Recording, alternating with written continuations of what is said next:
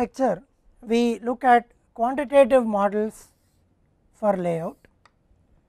In the previous lecture we saw one qualitative model where the layout was made based on a qualitative assessment of the proximity or nearness of the departments to be located. So, in this lecture we will look at some quantitative models for layout. We have already seen that layout is relative placement or relative location of facilities or departments.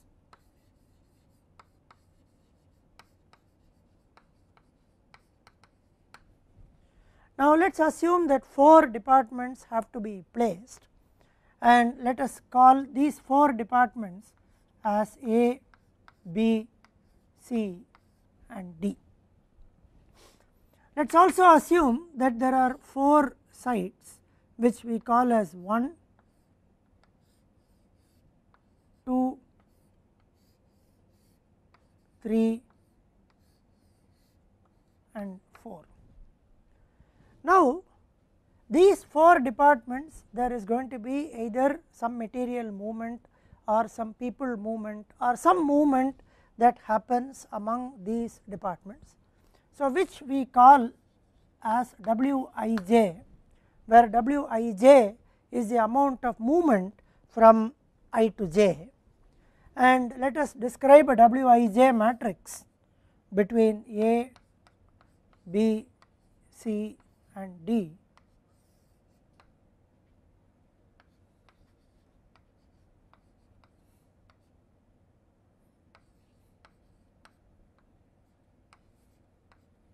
Now, we have assumed this matrix to be symmetric. This says that movement from A to B is 3 units, usually it is in tons or some kind of a weight measurement. A to C is 7 units, A to D is 4 units and so on.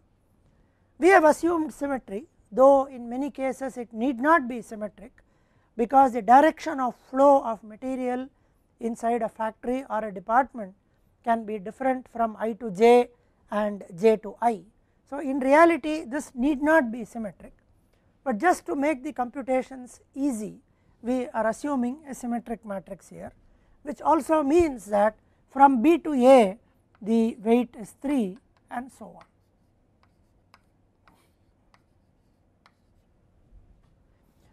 We also create a distance matrix amongst these 4 sites, which we call as 1, 2, 3, 4. So, the distance matrix is given as, now initially we assume that all these 4 are of the same size and all these 4 are placed equidistant from this point. Therefore, if this distance is treated as 1, this would also be 1, and distance between this and this, we do not take the Euclidean distance, we take the rectangular distance, and therefore the distance will be 1 plus 1, which is 2. So, there are 4 sites and we create what is called a DKL matrix, where DKL is the distance between sites K and L. So, the 4 sites are written as 1, 2, 3, 4. And the distance will be 1 to 1, the distance is 0 or it can be a dash, 1 to 2 is 1, 1 to 3 is 1, 1 to 4 is 2, 1 to 4 is 2 because we take the rectangular distance. So, this plus this, we do not take the crow flying or Euclidean distance. 2 to 3 is 2, 2 to 4 is 1 and 3 to 4 is also 1. So, obviously this one is also symmetric. So, we have 1, 1, 2, 2, 1 and 1. Now, the problem is to locate the facilities to sites such that the product of the weight and distance is minimized. So, a mathematical formulation to this problem will be like this: let Xik equal to 1 if department I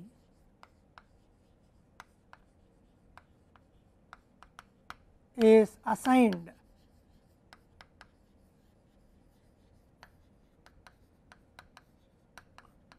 to site K.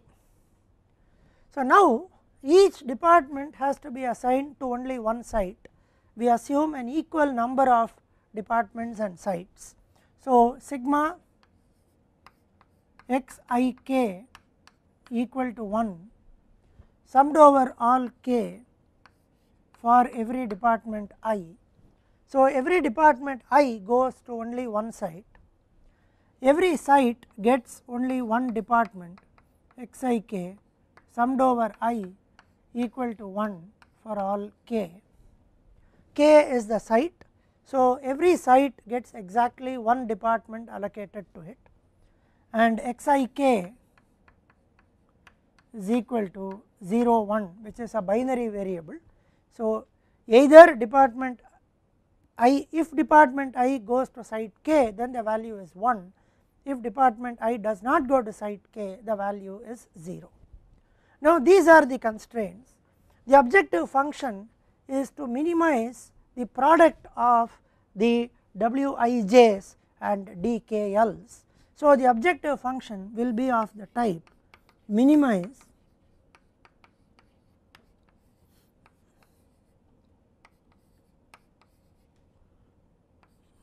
Wij dkl xik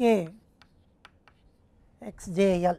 This is summed over I j k l. Now, let me explain this objective function. If facility I goes to site k and facility j goes to site L, then the product xik into xjl will be 1, otherwise it will be 0. So, if facility I goes to site k and facility j goes to site L, then there is a material movement of Wij between facilities I and j, which travels a distance dkl from sites k to L. Therefore, the material travel, which is the product of the w's and the d's, will become Wij, which is the material movement from I to j. This much material travels a distance k to L if facility I goes to site k and facility j goes to site L. So, we have this objective function which has 4 summation terms over I, j, k and L. The most important thing about this objective function is that this objective function has a product of 2 variables xik, xjl summed over all possibilities. So, this objective is not linear because it has a product term that comes in. It is also customary to write this instead of Wij dkl as I j k l c I j k l x I k x j l, where c I j k l represents the product of Wij into d k l. So, the problem is to minimize Wij d k l into xik into xjl subject to these 2 sets of constraints and a binary restriction. So, for a 4 by 4 problem, we have 4 constraints here, 4 constraints here, which means we have 8 constraints and we have 4 into 4, 16 variables. So, there are 16 binary variables and there are 8 constraints for a 4 department 4 site problem. In general, for a n department n site problem, we have 2n constraints and we will have n square variables. Now, this problem which has this product term or a quadratic term in the objective function and otherwise has assignment constraints, this is very similar to the assignment problem in operations research. So, it has a quadratic objective function and it has the assignment constraints. It is called the quadratic assignment problem.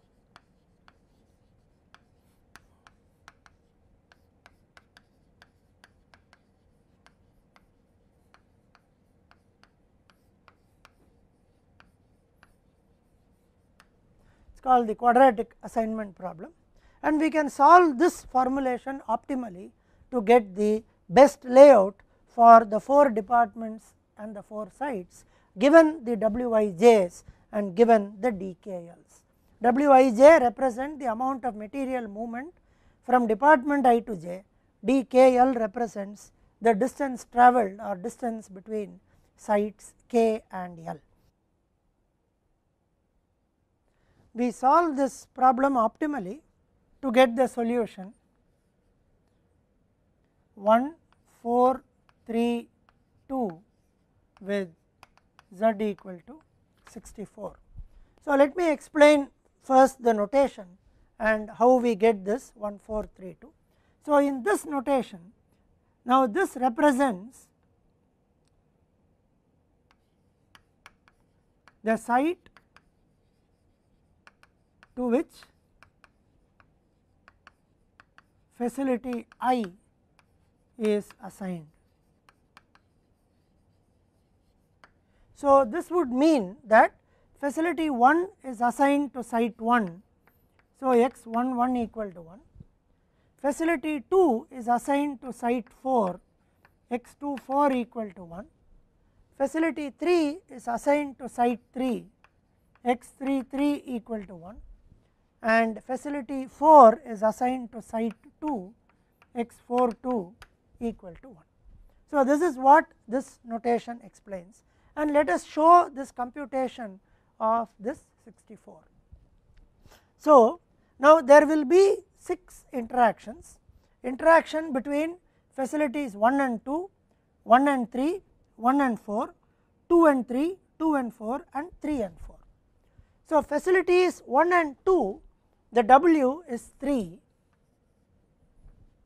the material movement between 1 and 2 is 3, 1 and 2 are allocated to sites 1 and 4 respectively. So, distance between sites 1 and 4 is 2. So, we get 3 into 2 plus interaction between facilities 1 and 3. So, facility 1 is here, facility 3 is here, the weight is 7 into 1 is allocated to site 1, 3 is allocated to site 3. So, distance between sites 1 and 3 is 1. So, 7 into 1 plus facilities 1 and 4 have weight equal to 4. Facility 1 is allocated to site 1, facility 4 is allocated to site 2. So, distance between 1 and 2 is 1. Facilities 2 and 3, facilities 2 and 3 have weight equal to 6.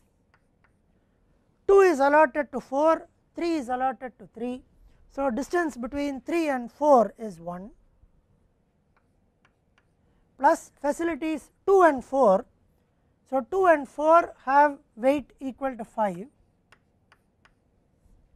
Facility 2 is allocated to site 4, facility 4 is allocated to site 2, distance between 2 and 4 is 1. 3 and 4, the weight is 2, 3 is allocated to 3, 4 is allocated to 2. So, between 2 and 3 the distance is 2. So, the sum of all these is 6 plus 7 13 plus 4 17, 23 plus 5 28 plus 4 32, and due to symmetry we have another 2. Actually, we should be multiplying this interaction of, when we take this pair we should look at interaction between 1 and 2 and distance between 1 and 4, and interaction between 2 and 1 and distance between 4 and 1. By symmetry these two are equal. So, what we compute here as 32 should be multiplied by 2 for the purpose of the objective function. Therefore, we get a solution with 64. So, the solution of course can be found out using a solver or by using several known algorithms to solve the quadratic assignment problem, and there are very efficient algorithms which work on the principle of branch and bound to solve the quadratic assignment problem.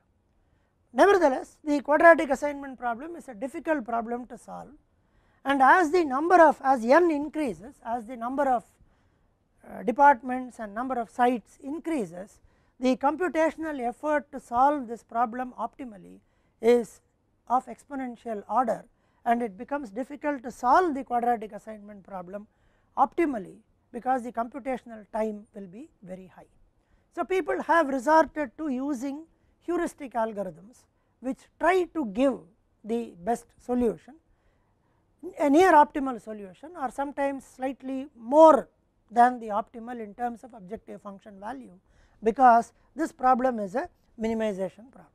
So, we will look at one simple heuristic which people have been using to solve the quadratic assignment problem, and that is shown here.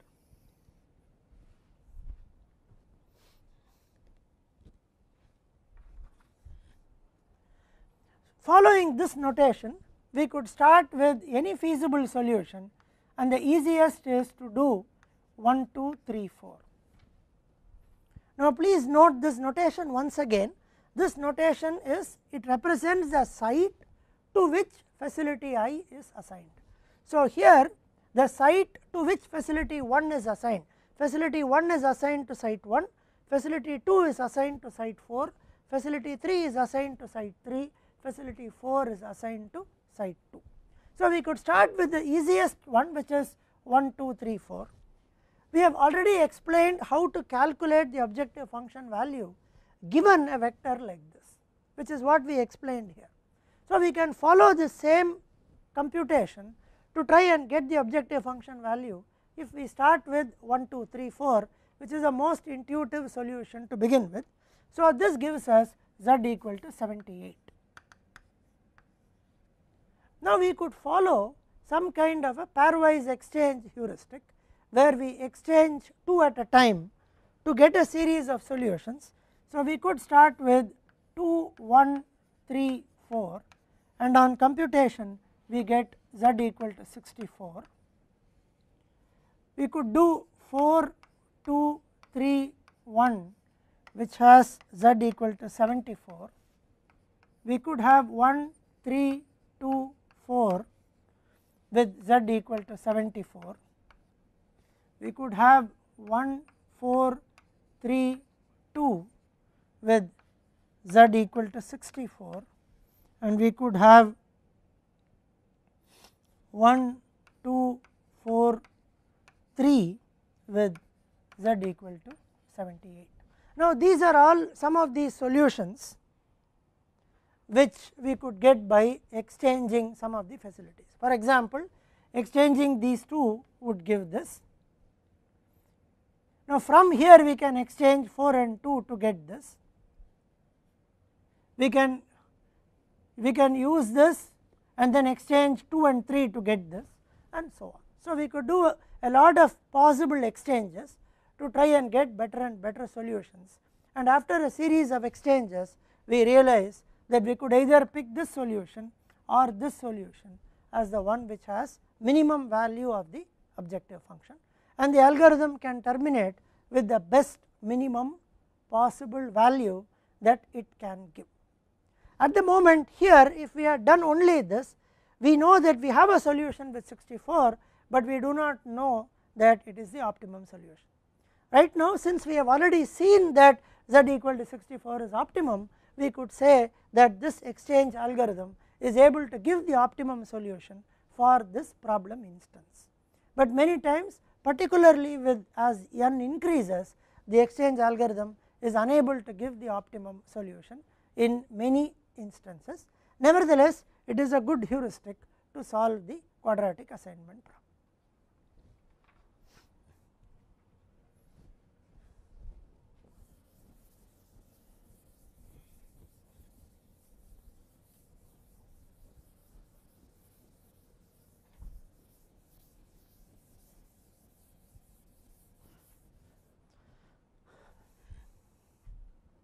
Now, let us come back to one of the assumptions of the quadratic assignment problem, which is this. Now, first of all, we have an equal number of facilities and sites. That is the first assumption that we have. The second assumption that we have is also that all the departments which are here require the same area, they do not require different areas, and therefore, and all the sites are of the same area, and therefore, any department can go to any site. Now, if we want to apply this basic idea to practice, where in a manufacturing shop floor we have different departments and they have to be placed relatively close to each other, so that the W into D is minimized. W into D represents the amount of material movement that goes within the shop floor. Now, in such cases, the first thing is that the areas required by the various departments can be different. And since if the areas are different, how do we adapt or how do we modify this idea of a quadratic assignment problem suitably, or how do we modify the idea of the exchange heuristic suitably to get a good solution which can be implemented on the shop floor. Now, that is answered by a very popular algorithm called the Craft algorithm, which was created by Armour and Buffa somewhere in the early 60s, and Craft algorithm stands for computerized relative allocation of facilities technique. So, CRAFT stands for computerized relative allocation of facilities technique, and Craft is a method by which we also bring the areas of the various departments and then try to optimize the ton kilometer or material distance in a layout. So, let us explain the Craft algorithm through an example.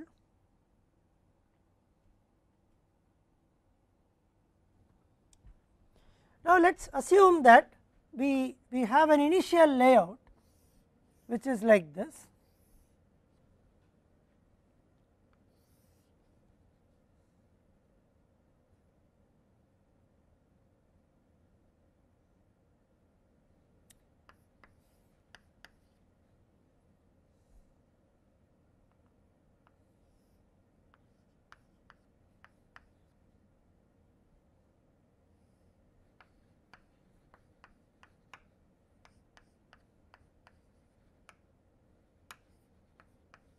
Now, let us begin with an initial layout where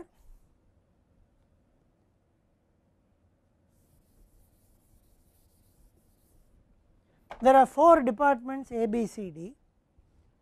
The material movement among these departments is given by the same Wij that we have, and this is the initial layout where A requires 24 into 10, 240 square units of area, B requires 16 into 10 square units of area, C requires 10 into 26 and D requires 10 into 14 square units of area. So, now what we can do is, now this is an initial layout that we create. Now, we want to see whether this is the best layout or can we have other layouts better than this. So, to begin with, the first thing we do is we keep this point as some kind of a reference point or origin, and then we try to find out the centroids of A, B, C and D. So, centroid for A will now become, so this will become 12, 15 because this is the midpoint. So, this distance is 12, this is 10 plus 5. So, for A it is 12, 15, for B it will be 24 plus 8, 32, 15. For C it will be 13, 5 and for D it will be 33, 5. So, now based on these centroids we can now create a distance. So, we can now call these centroids as 1, 2, 3, 4 and then we can compute a distance matrix here based on the centroids. So, the W into D for this given layout will be 3 times this distance plus 7 times the distance between this and this centroid and this centroid plus 4 times the distance between this and this plus 6 times the distance between this and this plus 5 times distance between this and this and 2 times distance between this and this. Now, distance between, for example, this and this will be absolute value of 32 minus 33, which is 1, plus absolute value of 15 minus 5, 10. So, it is taken as 11. So, right through the rectangular distances are used, Euclidean distances are not used. So, distance between B and D, these centroids of B and centroids of D will be 1 plus 10, which will be 11. So, W into D for a given layout can be calculated, and this comes to about 530 for the given layout. Now, the next thing that we have to do is, in order to see whether we can have a better layout than this, what we will do now is, we will create a pairwise exchange by initially assuming that A and B will exchange positions, which means A and B's centroids are exchanged. We could think of A and C exchanging positions. So, A and C's centroid get changed. We could think of B and C exchanging. So, their centroids will exchange and so on. So, since there are 4, there are actually 6 possible exchanges, but out of the 6 possible exchanges, we will consider only 5 of them. We will consider those exchanges where there is a common boundary between the two facilities. For example, we will consider A and B, A and C. We will not consider A and D because they do not have any common boundary or area. We will consider B and C, there is a common area, B and D, C and D. So, 5 changes can be considered by simply changing the centroids from A to B. Then this will, if we are looking at changing A and B, then this will become A's centroid, this will become B's centroid. So, like this 5 possibilities exist, and then the best out of these 5 are actually chosen, and then we realize that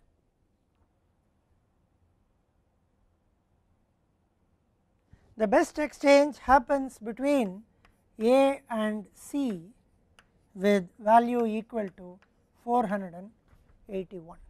So, we have considered 5 exchanges, that is between A and B, A and C, B and C, B and D, C and D by exchanging the centroids.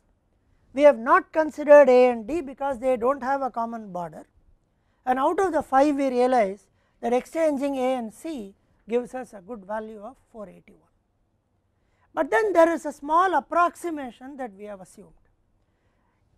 For the purpose of this interchange, when we interchanged A and C, we said A's centroid will become 13, 5 and C's centroid would become 12, 15. But we actually cannot exchange the centroids like that because the areas are different.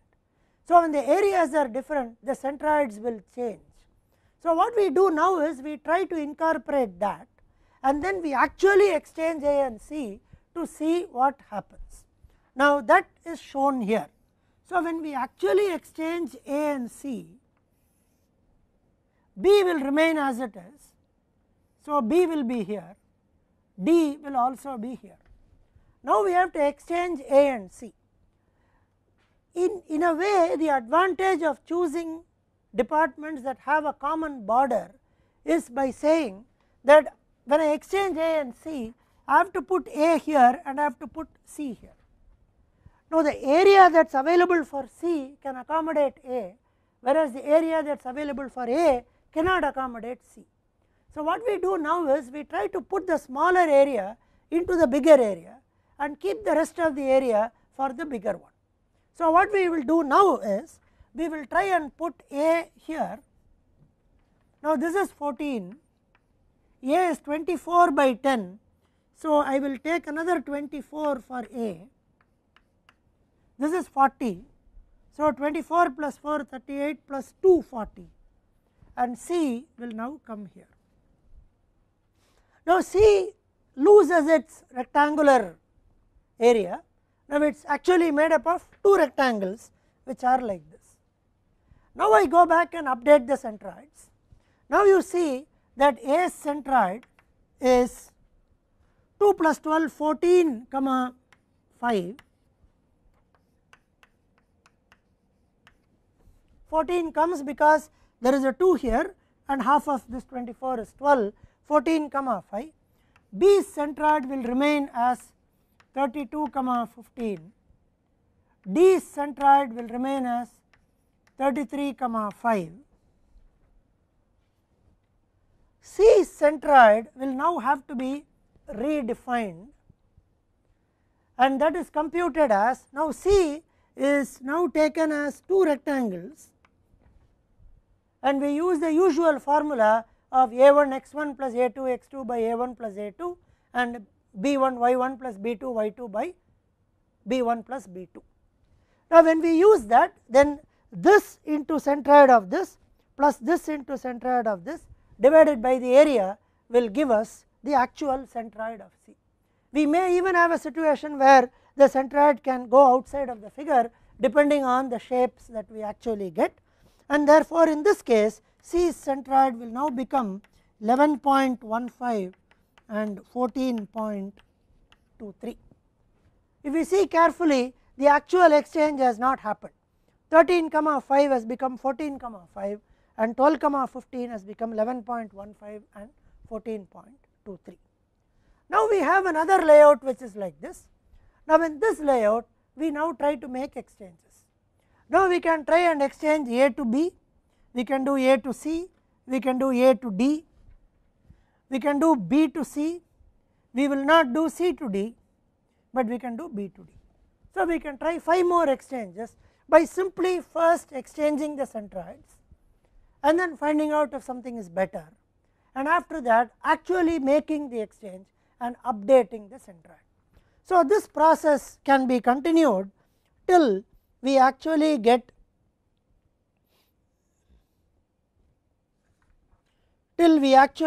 the best solution, and in this case the best solution would give us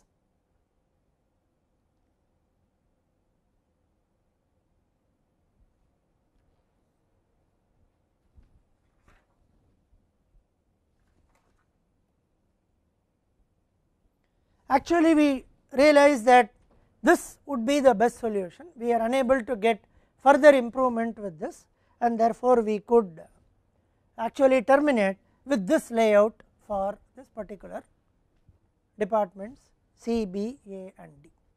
So this would be the final output for the Craft algorithm, and we would now understand that we could have C and then B and then A and D, which are actually there.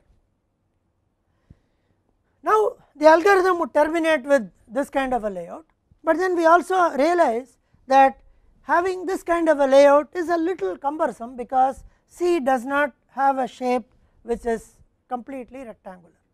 Now C has a different kind of a shape. Now for all purposes of control, it is actually good to have all A, B, C, D having rectangular shapes and rectangle closer to a square. So when it comes to actually implementing it, we could think in terms of making some very small changes and then checking out whether can we add some more area here and bring it so that we can expand C a little bit. So we could have C occupying something like this, and then maybe we could think in terms of D being here and A being here rather than have C come up to this. But then one has to understand that if we put C and B together, we are looking at 26 plus 16, which is 42 instead of the 40 that is available. So then we explore and see whether we could get some more area here for the department and not have the entire thing as a rectangle, but then each department actually has a rectangular area for itself. Now, this is how the Craft algorithm works. Craft algorithm has a couple of advantages. One is Craft is able to consider different area requirements for different departments, which was not explicitly considered by the quadratic assignment problem. Second, Craft is a simpler algorithm, it is a heuristic algorithm. It is centered around pairwise exchange of areas of the various departments. So, it does not guarantee the optimal solution always. It is a heuristic solution. Sometimes by the very nature of updating the centroids, we could get shapes like this, but as I mentioned, common practice is to convert them into manageable rectangles, so that a layout like this can be finally achieved, even though the Craft layout is like this.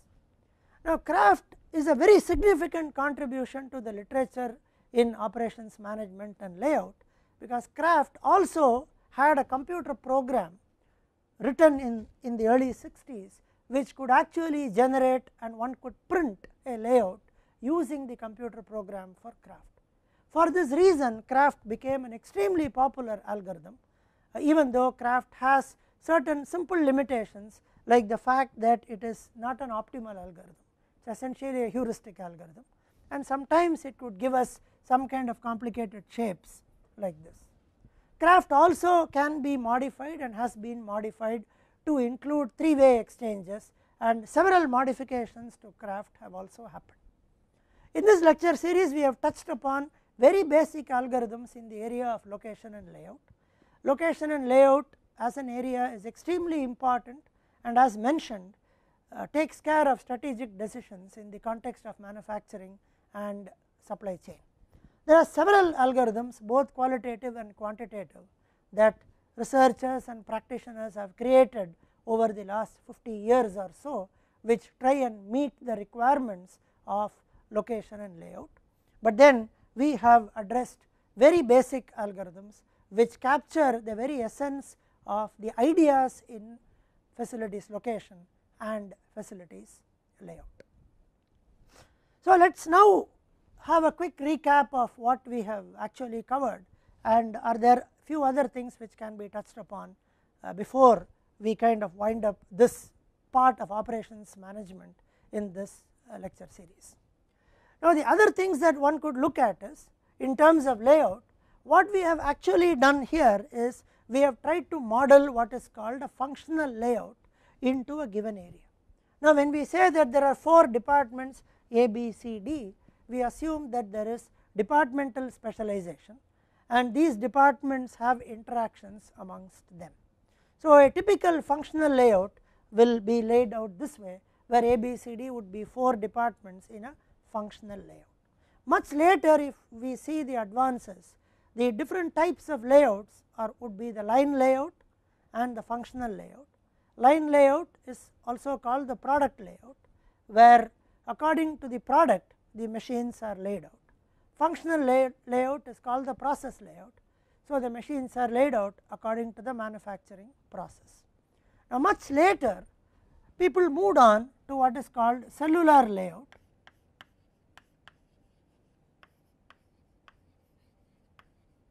or cellular manufacturing,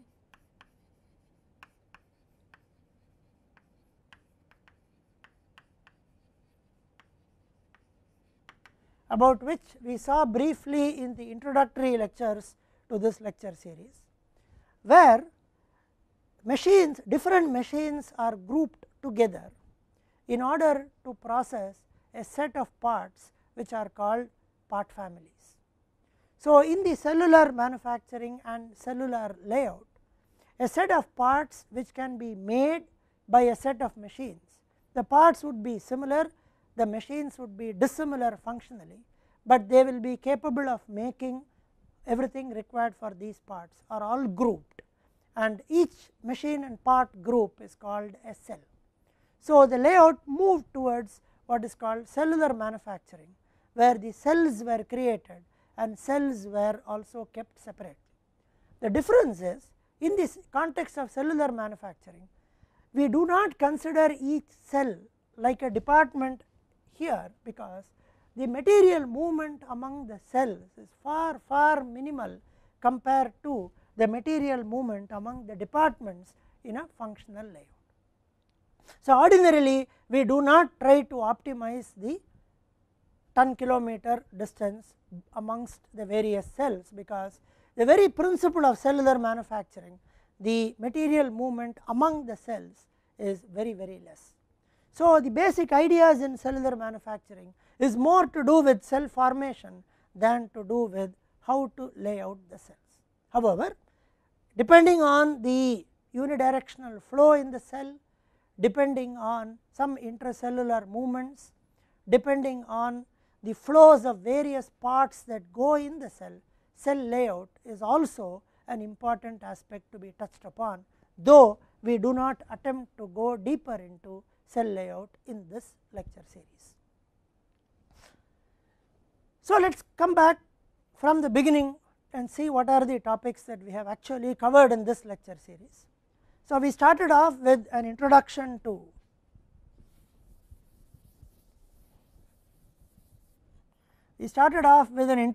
to manufacturing,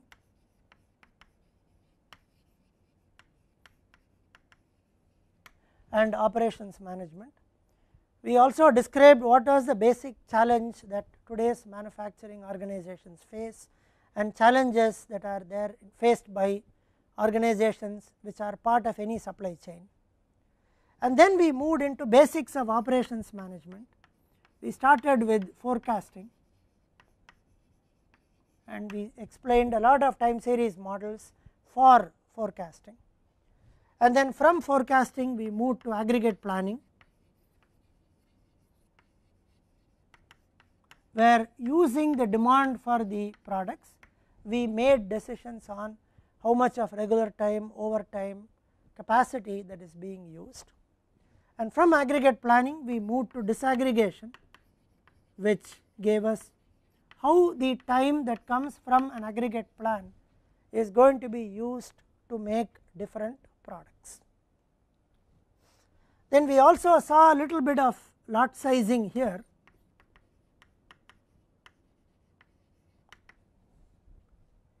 and then we moved to inventory problems,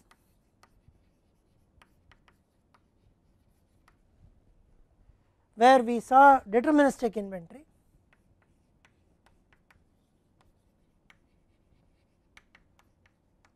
order quantities, and then we saw the reorder levels and the safety stocks, and we discussed some probabilistic inventory models which also spoke about the safety stock that is required. We then moved into production control,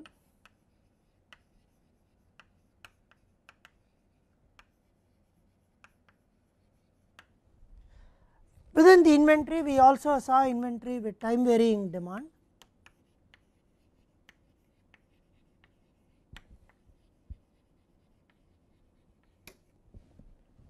we saw some aspects of production control, we saw flow shop scheduling, we saw job shop scheduling,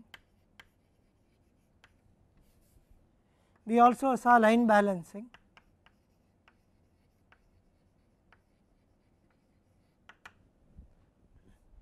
there are two other aspects of production control which we have not touched upon in this lecture series, which we would possibly do in different courses under NPTEL, and those two aspects of production control are called JIT, or just in time manufacturing, which also deals with Kanban controlled manufacturing systems, and the other is called theory of constraints or synchronous manufacturing, where the production control mechanism is called the DBR mechanism, or drum buffer rope mechanism.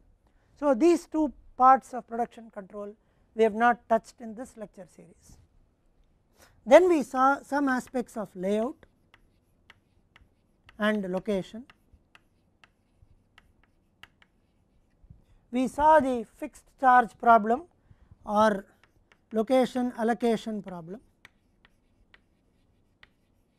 which is also called the network design problem, and we have seen some aspects of layout such as the Craft algorithm and the quadratic assignment problem. So, what we have seen so far are, from the context of supply chain, we could call major decisions in supply chain as location decisions, production decisions, inventory decisions, distribution decisions, and information related decisions.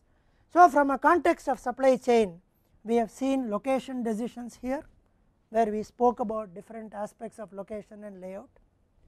We seen production decisions, production planning decisions, as well as production control decisions, and we have seen aspects of inventory. So, we have seen inventory decisions, and what we need to see are distribution decisions and information related decisions in the context of a supply chain. So, we will spend some time on the distribution as well as information related decisions in the context of supply chain management in the subsequent lectures in this lecture series.